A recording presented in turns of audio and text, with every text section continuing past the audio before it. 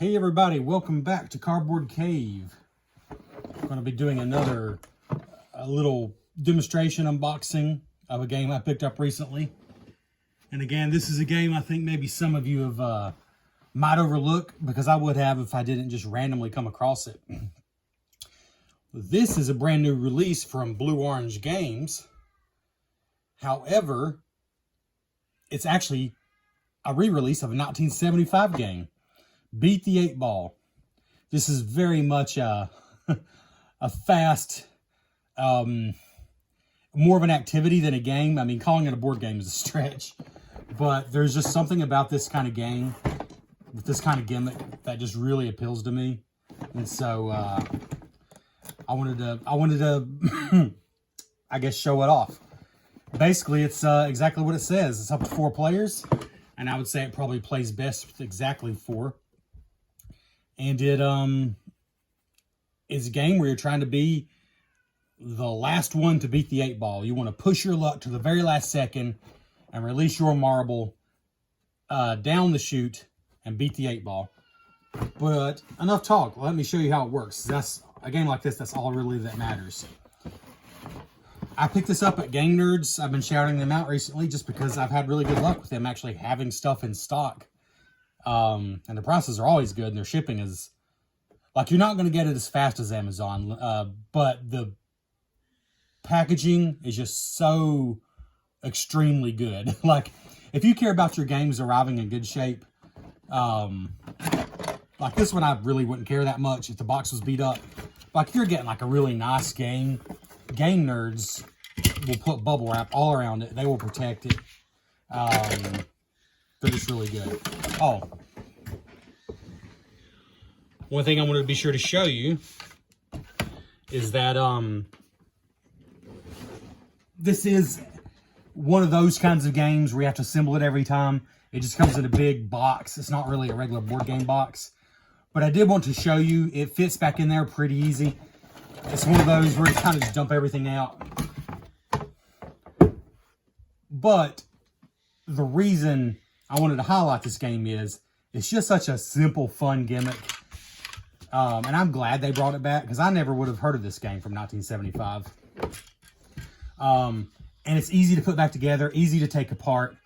Unlike so many games, my son got a copy of Don't Break the Ice. Somebody gave it to him for birthday or something. And I get so frustrated with that game because, sorry, I'm laughing because when I came downstairs, both my children were happy and everybody was happy, but now I hear stomping and screaming and crying. Oh man, that's just how it works. Anyways, Don't Break the Ice. It takes longer to put it together than it does to play.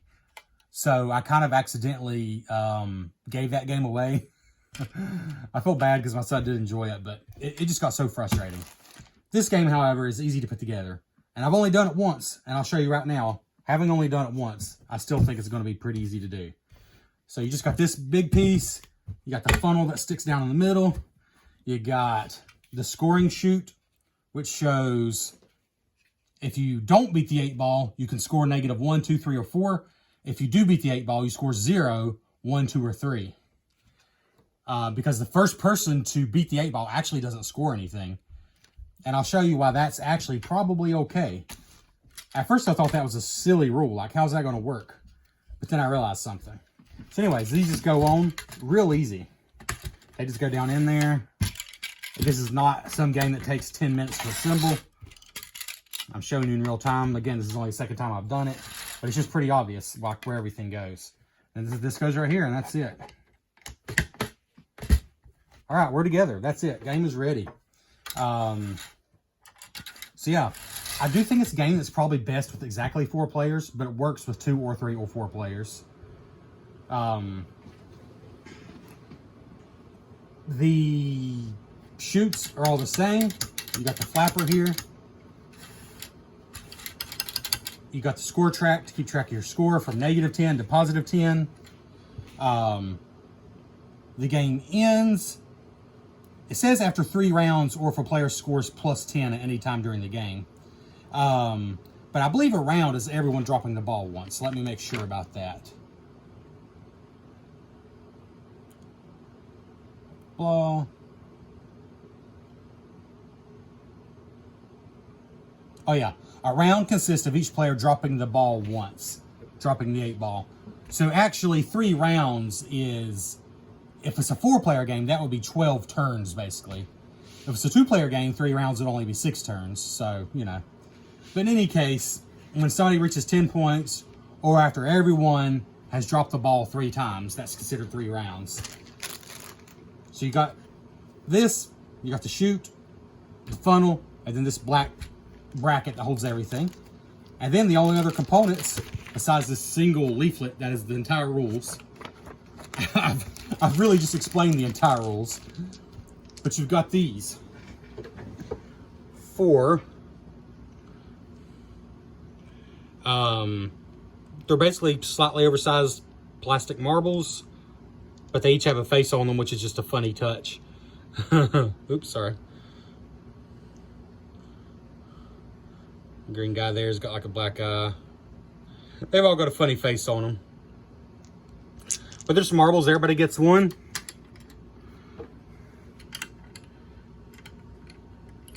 If you're playing with 2 players, it would work. It's just, I think it's going to be more exciting when you got more people trying to beat the 8 ball. So I really do think it's going to be best with 4 players.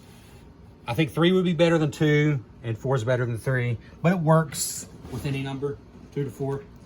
Then you got the 8 ball, which is even bigger. It's a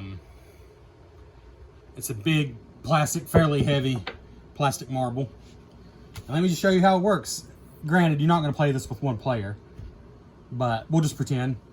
The person who's throwing the 8 ball can do it any way they want to. So I can like throw it. I can make it go in like an elliptical pattern. I can make it go around a long time. So let's just flick it this way.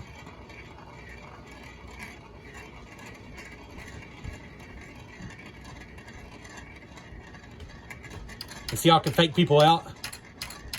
Because it doesn't release till you actually hold it.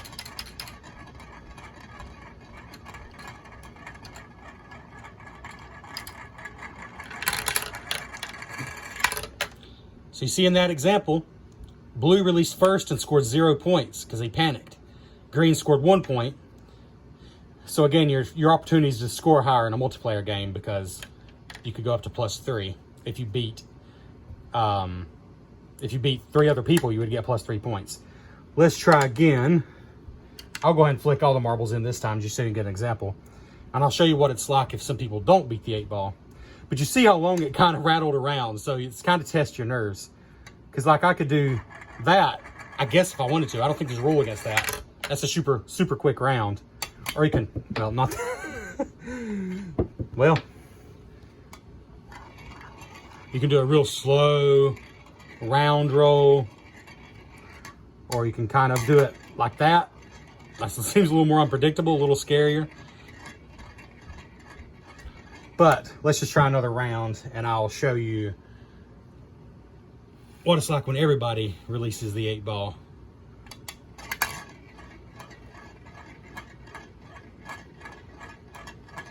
And see, you can really fake people out because you have to actually hold it to make it go.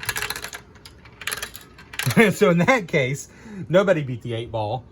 So blue got -1, green got -2, yellow got -3, and red scored -4 points. But I've heard some people wonder, the original game, there was no 0. You scored 1, 2, 3, or 4. And -1, 2, 3, or 4. They changed that rule in this game. And I think there's a couple reasons for that. And the reason I came around on that rule, and I think it might actually be a good rule, is because you really can fake people out. You can be like, I mean, you can really hit it. I mean, see? I really hit it. You have to hold it for a second for it to actually release. So you could fake people out and they could chicken out thinking you're going to be the one to score 0 points, and then they score 0 points. It's just a fun gimmick. That is all there is to the game, though. Everybody gets to do the 8 ball 3 times, or if somebody scores 10 points. Either way, that ends the game. That's it. See, do the rules even say like how to flick the ball? See, the player to the left of the scoring chute will be the first to flick the ball, or to drop the ball, they say. Then it just goes in a clockwise direction. To release the ball, hold it just above the rim of the funnel, and with a quick flick of the wrist, send it spinning around the funnel. You can also drop it straight down the funnel. Wow, so they say you can just flat out drop it straight down. Well, let's try that. So let's see, it says, honestly, you can do the 8-ball however you want to, but I'm just seeing how the rules say it. Let's see. Hold it just above the rim, and with a quick flick of the wrist, send it spinning. That's a complicated way to say just do that, I guess. But it's saying you can also drop it straight down? Surely not. You can also drop it straight down the funnel. Okay, I guess if you want to have a crazy quick round, but you got to be ready. You're the one dropping it, because it can fall straight down.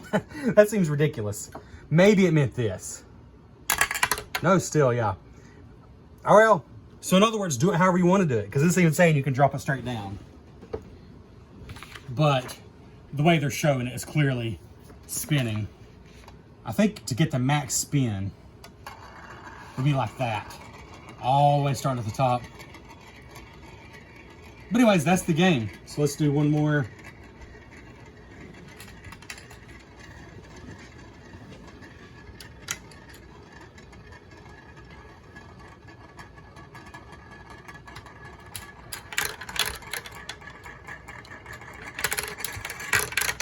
So in that example, 0 didn't score anything. Red got 1. Blue is the real winner. They got 2 points.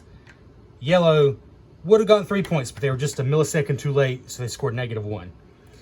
That's it. That is Beat the 8-Ball. It's 18 bucks on Game Nerds. Shipping's $5 there, unless you spend $75, and then you get free shipping. Amazon has it listed. I don't know if they actually have it in stock yet, but it's probably about 20 bucks anywhere you can find it, which is pretty cheap. There's not much to it, so I'm glad it's a cheap game.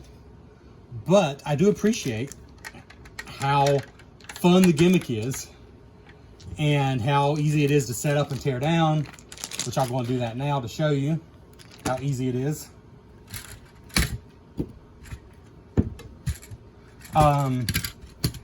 If you like what you see, I think you're going to have fun with it. If you think it seems pointless, then it is pointless. I mean, there's nothing here. There's nothing hidden. There's no hidden depth. It is what you see. Somebody said it works best if you put the big pieces in first, and that seemed to work for me, so that's what I did.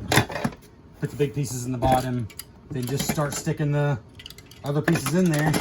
There's really plenty of room from what I could tell. It's not like you don't really have to puzzle it in there. Just start with the big pieces. Start with the big pieces and throw everything else in there. There you go. A game that sets up in about 30 seconds, tears down in about 30 seconds, and offers probably, realistically, 10 minutes of fun before you put it away. But hopefully you bring it back out again, because it is that kind of game that's just pure competition. It's just who has the longest nerves, basically. Definitely a fun game to play with kids, I would say, but I'll be honest, my kids are a little young for this still. I think it would just stress my oldest son out at this point. He's 4. So, for me, I plan to play this with adults for now. There it is, Beat the 8-Ball. Thanks for checking out the Cardboard Cave.